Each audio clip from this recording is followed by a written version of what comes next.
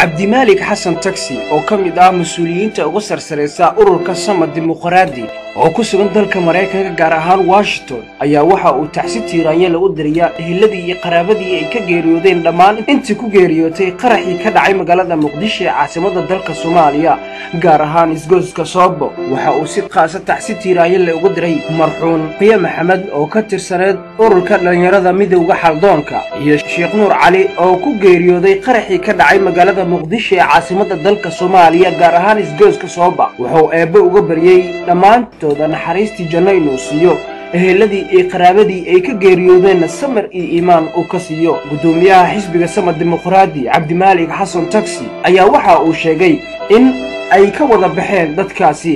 waa kan gudoomiyaha xisbiga Sama Dimuqraadi cabdimaalik xasan taksi oo ku sugan dalka Mareykanka gaar ahaan Washington oo ka hadlaya arrimahaasi.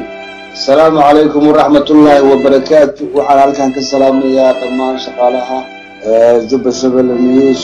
waxaan tacsi u dirayaa tiiraanye leh ama aan uga tacsiyeenayaa dhammaan horta intii ku geeriyootay qaraxii maanta ka dhacay Soobe. taasaan ka tacsiyeenayaa dhammaantood aan uga tacsiyeenayaa in alle inta ku dhimatay gaar ahaan waxaan u tacsiyeenayaa Qiya Maxamed oo ahayd midowga dhalinyarada xaldoonka ka tirsaneed ee JR beelaha JR iyo waxaan kaloo u tacsiyeenayaa Sheekh Nuur Shidi oo asna ku geeriyooday qaraxaas maanta wuxuusnimada ah ee ka dhacay Soobe. eheladii iyo qaraabadii ay ka geeriyoodeen ayaan tacsi u dirayaa meel kastoo kala joogaan. innaa lilaahi wa innaa ilaahi raajicuun. dhammaan waxaan ilaahay uga baryayaa in alle inta ku geeriyootay in ilaahay samir iyo iimaan ka siiyo, ilaahayna uu naga hayo balaayadan oo iyo dhibaatooyinka ay qaraxyadan ka dhacay waddankeena oo ummaddeena ay ku baaba'ayso.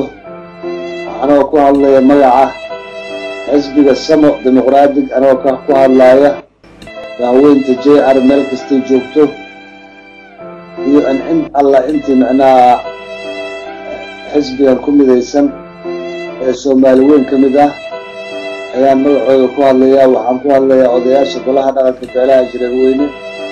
waxaan ku hadlayaa dalka Mareykanka iyo Yurub inta alle inta degan ayaan ku hadlayaa magacooda.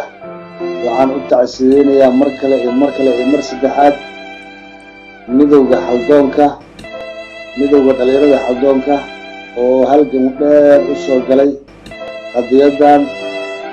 waxaan leeyahay dhammaan samir iyo iimaan Allah idinka siiyo. Qiya Maxamed iyo eheladii uu ku geeriyooday Sheekh Nuur oo ahaa siyaasi beelaha JR ka mid ah. marka ilaahay jannada firdawsaha ka waraabiyo, ilaahayna midaasoo kale ilaahay naguma soo celiyo. waxa dhibka wadana Allah naga qabto, waxa naga soo horjeedo oo nabadda diidan uu ka dega weysan yahay dalkeena Soomaaliya oo dhan Allah naga qabto.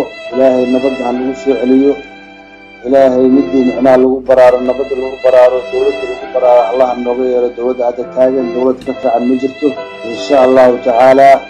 السلام عليكم ورحمة الله وبركاته.